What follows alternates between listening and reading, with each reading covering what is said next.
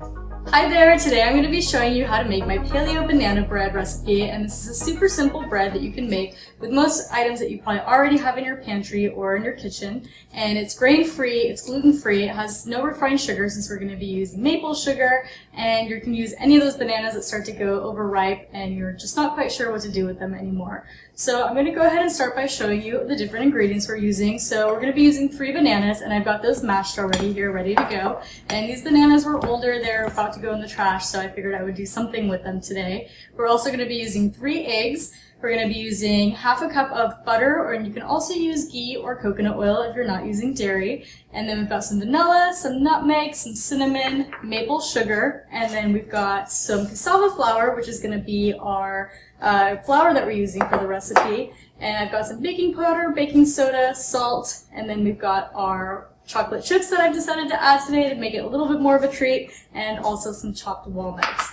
So let's dive in and start making the recipe. So I'm going to add our eggs to my mixer, and I like to use a stand mixer for this, and I'm going to be using the whisk attachment for it so that we can go ahead and beat those. So I'm going to get those started and start whisking those.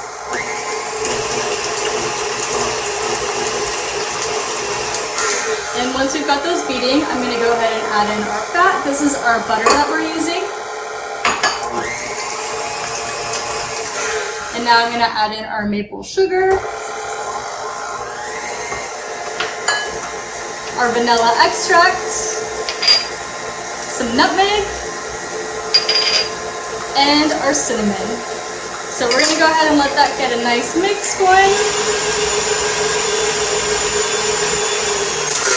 And once you see that it's pretty well combined, you can go ahead and lift up your mixer. You can scrape down anything that was up on the edges, any of the spices that got stuck there. And now we're going to go ahead and add in our mashed bananas. And it's okay if they're not fully mashed. When you add them, the mixer is definitely going to take care of mixing any last lump that you have in that. So we're going to go ahead and mix our bananas in. And you really want it to get a nice creamy, smooth texture. You don't want to see any lumps from the bananas left over as you're mixing it.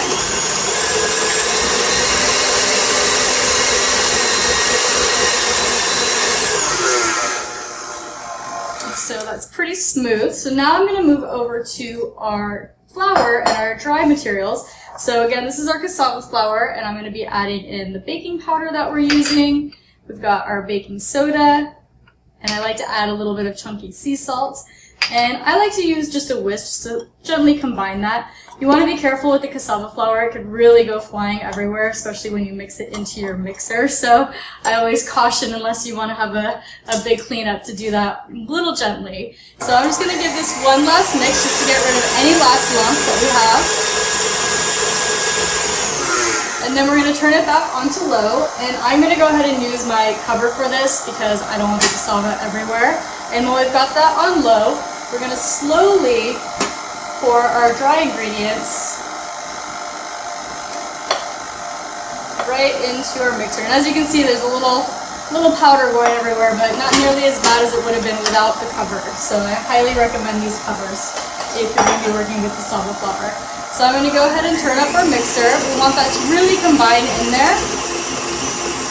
And I always like to pause in the middle of it, and I like to use my silicone spoon just to kind of scrape down the edges, make sure everything is getting combined. If a lot of things are clumping on your wire whisk, you can always kind of tap it and get things moving a little bit more. So I'm going to go ahead and mix that just a little more.